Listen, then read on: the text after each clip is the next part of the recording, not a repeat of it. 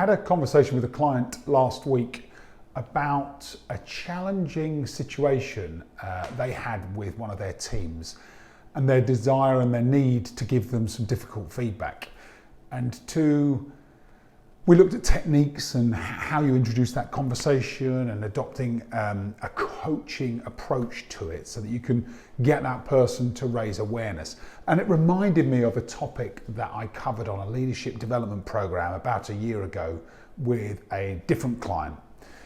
And it was based on some research that was done by New York University about shifting the culture from a culture of having to deliver feedback to people to a culture where people ask for feedback on a regular basis. And the fact that that desire for feedback, the request for feedback, does a number of things within the culture for everybody in the organization.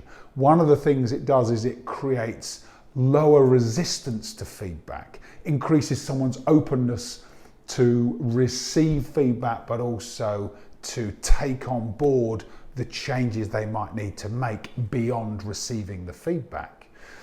And one of the things that article talked about was the response, the neurological and physiological response that we have as humans to negative feedback, or what we perceive as negative feedback.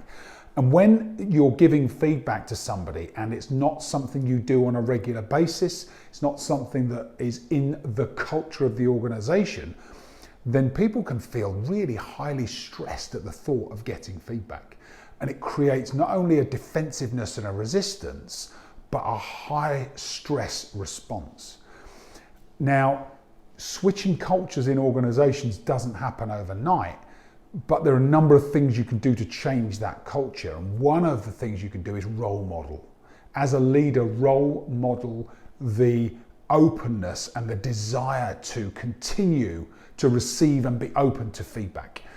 And it really got me thinking. I had this conversation last week, beyond just how do I structure giving somebody difficult feedback to transforming cultures in organizations so that we become more receptive to feedback. We actually desire feedback. We want it.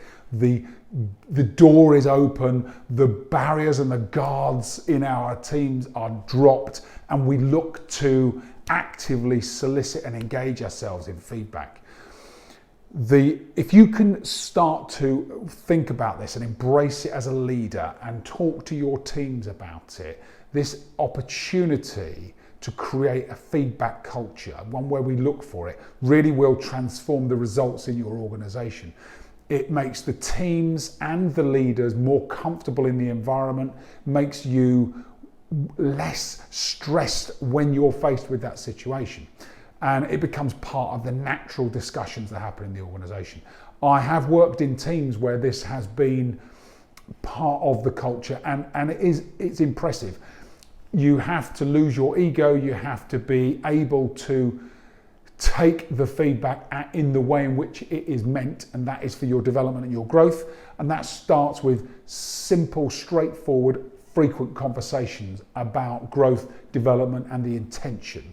So I wanted to share that because it's something that's a current and relevant topic for me. It made me revisit some of the work that I did with this leadership program last year, and it's just kind of come back onto the forefront for me. I wanted to share that with you, and I hope it's useful for you in your discussions with your teams and as you look to grow your own organizations and improve that culture of feedback and introducing the coaching style to your leadership.